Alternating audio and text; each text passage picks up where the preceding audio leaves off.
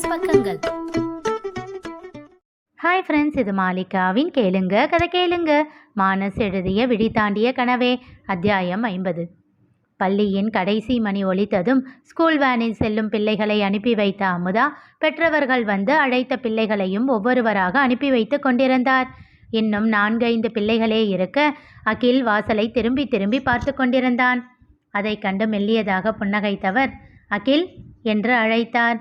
Yes miss என்று எழுந்து நின்றான் அவன். என்ன, இன்னைக்கு உங்கள் தாத்தா வரலையா? ஏன் இன்னும் கிளம்பாமல் இருக்க என்று கேட்டார். அவன் ஏதோ சொல்ல தொடங்கும் முன் எக்ஸ்கியூஸ் மீ மிஸ் என்ற ஒரு குரல் கேட்டது. அதை கேட்டதும் அகிலின் முகம் பிரகாசமாகியது. எஸ், யார் வேணும் என்றார் அமுதா. நான் அகிலனை கூட்டிகிட்டு போக வந்திருக்கேன். நீங்கள் யார்? உங்களை இதுக்கு முன்னாடி பார்த்ததே இல்லையே, உங்கள் கூட எப்படி அனுப்புறது? உங்களுக்கு என்ன தெரியல போல, அமுதா மிஸ்ஸுக்கு என்ன நல்லா தெரியும். நான் அவங்கக்கிட்ட சொல்லிட்டு கூட்டிகிட்டு போகிறேன் என்றான் விக்கி. ஹலோ சார், அமுதா நான் தான்.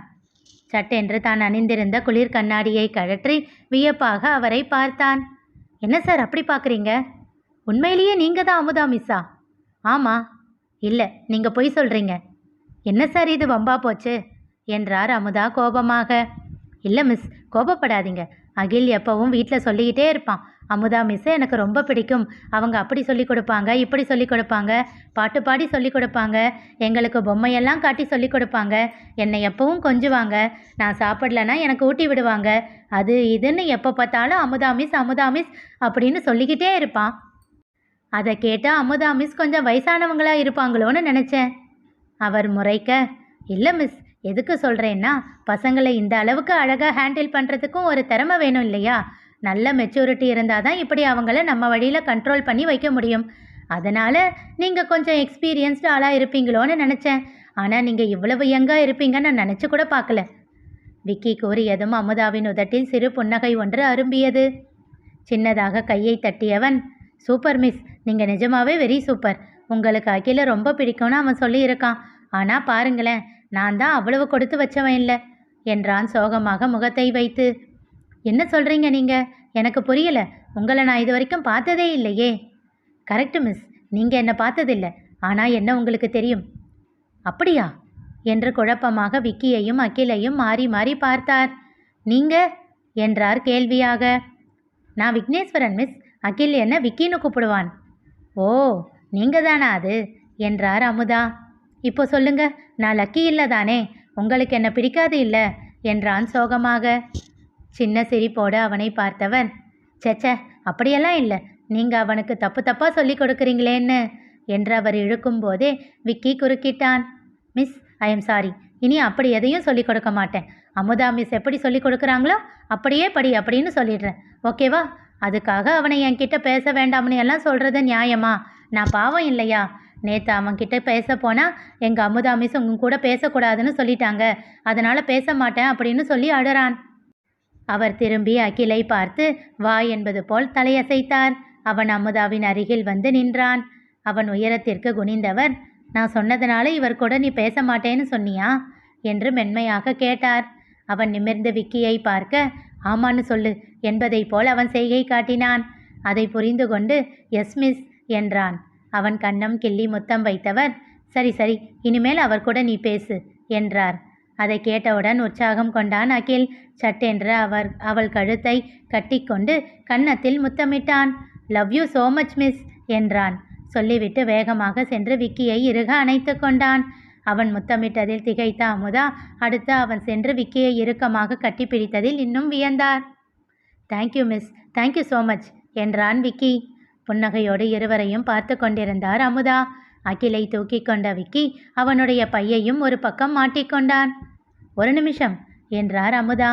நீங்கள் அகிலனுக்கு என்ன வேண்டும் என்று கேட்டார். என்ன வேணும்னு கேட்டா என்ன சொல்கிறது? அவனுக்கு நான் விக்கி, அவ்வளவுதான் என்றான் புன்னகையோடு. அவர் அழுத்தமாக அவனை பார்த்தார். அகிலை இறக்கிவிட்டவன், பார்ட்னர் போய் அங்கே ஊஞ்சல் சீசா இதெல்லாம் விளையாடிக்கிட்டு இருங்க, நான் மிஸ்கிட்ட பேசிட்டு போகும்போது கூட்டிகிட்டு போகிறேன், சரியா என்றான். ஓகே விக்கி என்று சொல்லிவிட்டு உற்சாகமாக துள்ளிக்கொண்டு ஓடினான் அகில். அமுதாவிடம் திரும்பியவன், என்ன கேட்கணும் மிஸ், என்கிட்ட ஃப்ராங்காக கேளுங்க என்றான். எனக்கு அகிலனை ரொம்ப பிடிக்கும், ஆனால் அவன் எப்பவும் விக்கி விக்கின்னு உங்களை பற்றி சொல்லிக்கிட்டு இருப்பான். மேபி நான் நேற்று அவனை உங்கள் கூட பேசக்கூடாதுன்னு சொன்னதுக்கு காரணம் அந்த பொறாமை கலந்த கோபம் கூட இருக்கலாம். கொஞ்சம் சின்ன பிள்ளைத்தனம்தான். ஐ எம் சாரி என்று சொல்லி புன்னகைத்தார். இட்ஸ் ஓகே மிஸ் என்றான் விக்கி. உங்கள் 2 பேருக்குள்ள ஏதோ ஒரு பாண்டிங் இருக்குது, அது என்னன்னு நான் தெரிஞ்சுக்கலாமா என்று கேட்டார். நிச்சயமா மிஸ் என்றவன், கூடிய சீக்கிரம் அவனுக்கு நான் அப்பா ஆகிடுவேன் என்றான் புன்னகையோடு. திகைத்தார் அவர். What do you mean? Yes miss, I love Aaradhya, Akhil's mom. அவங்க பதிலுக்காக 5 இயர்ஸாக வெயிட் பண்ணிக்கிட்டு இருக்கேன். விழி விரித்து ஆச்சரியமாக பார்த்தார் அமுதா. யூ மீன் 5 வருஷமாவா என்று கேட்டார். கண்கள் சிமிட்டி புன்னகைத்தான். கையை கொடுங்க சார் என்றார். அவன் கையை நீட்ட அவன் கைப்பிடித்து குலுக்கியவர், ஆல் தி பெஸ்ட், அகிலனுக்கு உங்களை விட நல்ல அப்பா கிடைக்க மாட்டாங்க என்றார். அவரிடம் நன்றி தெரிவித்துவிட்டு அகிலை நோக்கி சென்றான் விக்கி. செல்லும் அவனையே வியப்போடு பார்த்து கொண்டிருந்தார் அமுதா. அகிலை கூட்டிக் கொண்டு சென்று வீட்டில் விட்டுவிட்டு நேராக வைத்தீஸ்வரனின் அலுவலகத்திற்கு சென்றான் விக்கி. அங்கு அவர் இவனுக்காக காத்து கொண்டு இருக்க அவரை அழைத்து கொண்டு ஓரிடத்திற்கு சென்றான். இங்கே எதுக்குடா வந்திருக்க? சொல்கிறேன், இவ்வளவு தூரம் கூட்டிகிட்டு வந்தவன் எதுக்குன்னு சொல்ல மாட்டேனா? உன் வாயை கொஞ்ச நேரம் மூடிக்கிட்டு வாப்பா. டேய், வர வர எனக்கு நீ மரியாதையே கொடுக்கறதில்ல. எல்லாம் சம்பாதிக்கிற திமிருடா உனக்கு. நான் ஒன்றும் உன்னோட காசில் சாப்பிடல, தெரியும் இல்லை? ஆஹா, அப்படியே சாகுற வரைக்கும் உன்னால் இப்படியே இருந்துட முடியுமா என்ன? என்னைக்கா இருந்தாலும் என்னோட சம்பாத்தியத்தில் நீ சாப்பிட்டு தான் ஆகணும். அன்னைக்கு இருக்கு உனக்கு. அப்போது உன்னை தண்டச்சோறுன்னு சொல்கிறானா இல்லையா பாரு. சீ போடா என்று சொல்லிவிட்டு அவர் முகத்தை திருப்பிக் கொண்டார். சிறு புன்னகையோடு அவர் கையை பிடித்து இழுத்து கொண்டு சென்றான் விக்கி. ஒரு கேட்டின் முன் நின்றவன் அங்கிருந்த வாட்ச்மேனிடம் எதையோ சொல்லிவிட்டு வந்தான். அவர் கதவை திறந்து விட்டார். உள்ளே நுழைந்த வைத்தீஸ்வரன் என்ன இடம் என்று சுற்றி பார்த்தார். புதிதாக கட்டப்பட்ட அப்பார்ட்மெண்ட்டுகள் சேர்ந்து ஒரு காம்பவுண்டிற்குள் இருந்தன. சிலவற்றில் மக்கள் குடியேறி இருக்க, சிலவற்றில் இன்னும் வேலைகள் நடந்து கொண்டு இருந்தன. ஒரு அப்பார்ட்மெண்ட்டிற்கு அவரை அழைத்து சென்றவன் லிஃப்டில் 3ஆம் தளத்தின் பொத்தானை அழுத்தினான். அங்கே சென்று ஒரு வீட்டின் முன் அவரை நிறுத்தினான். தன் பாக்கெட்டில் இருந்த ஒரு சாவியை எடுத்து அவர் கையில் தந்தவன், ஓப்பன் பண்ணுப்பா என்றான். யார் வீடுடாது? சாவி உன்கிட்ட எப்படி? அதுவா, தெரிஞ்சவங்க வீடு. அங்கே இருந்து இங்கே வாடகைக்கு வரப்போறாமா? அவன் புன்னகைத்தான். டேய் வேணாண்டா, சபா, ஜமுனா, ஆரா, அகில், அப்புறம் அங்கே எல்லாரும் பழகினவங்க இருக்காங்க. அவங்கள விட்டுட்டு இங்கே எதுக்குடா என்றார் வருத்தத்தோடு. அதெல்லாம் அப்புறம் பேசிக்கலாம்ப்பா, முதல்ல கதவை தர, பார்த்துட்டு அப்புறமா உனக்கு பிடிக்கலன்னா சொல்லு. அவர் அரை மனதோடு கதவை திறந்து உள்ளே சென்றார். அவர் பின்னாலேயே வந்தான் விக்கி. என்னடா வீடு இவ்வளவு பெருசாக இருக்கு? 3 BHKப்பா. ஓ என்றவர் பார்வையை சுழலவிட்டார். என்னடா புதுசாக இருக்கு, இன்னும் இது வரைக்கும் யாரும் குடி வந்த மாதிரியே தெரியலையே. ஆமாம்ப்பா, நாம தான் முதல்ல குடி வர போகிறோம். வாடகை ரொம்ப அதிகமாக இருக்குமேடா. அதெல்லாம் இல்லைப்பா, வாடகையெல்லாம் தர வேண்டாம்.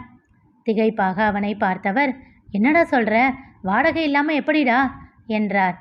சொந்த வீட்டுக்கு யாரும் வாடகை தர மாட்டாங்கப்பா என்றான் குறும்பாக. அதிர்ந்து போய் நின்றார் வைத்தீஸ்வரன். என்னடா சொல்கிற? அவர் அருகில் வந்து அவர் தோள்களில் கை போட்டு அழுத்தி உள்ளே தள்ளிக்கொண்டே சென்றவாறு கூறினான். உனக்கு வீடு பிடிச்சிருக்கான்னு மட்டும் சொல்லுப்பா. டேய் என்னடா இதெல்லாம் என்றவருக்கு அதற்கு மேல் பேச வார்த்தைகள் வரவில்லை. என்னப்பா ஃபீலிங்கா? ரொம்ப ஃபீல் பண்ணாத. நீ தான் சொன்ன இல்லை, என்னை படிக்க வச்சா எனக்கு வேலை கிடைச்சதுக்கப்புறம் அந்த வீட்டை விட்டு வெளியே போயிடணும்னு. அதுக்கு தான் இந்த வீட்டை வாங்கினேன். ஆனால் உன்னோட சமையல் இல்லாமல் நான் என்ன பண்ணுறது? அதனால தான் உன்னையும் இங்கே கூட்டிகிட்டு வரேன். சரியா? நீ எதுவும் பெருசாக கற்பனை பண்ணிக்காத என்றான். பொங்கி வந்த பலவித உணர்ச்சிகளோடு தன் மகனையே பார்த்து கொண்டிருந்த வைத்தீஸ்வரனின் விழிகள் நீரை பொழிய தொடங்கின. தெரியும்டா, தெரியும். என் சமையல் மட்டும்தான் உனக்கு பிடிக்கும்னு தெரியும் என்றவர் அவனை இறுக்கமாக அணைத்து கொண்டார்.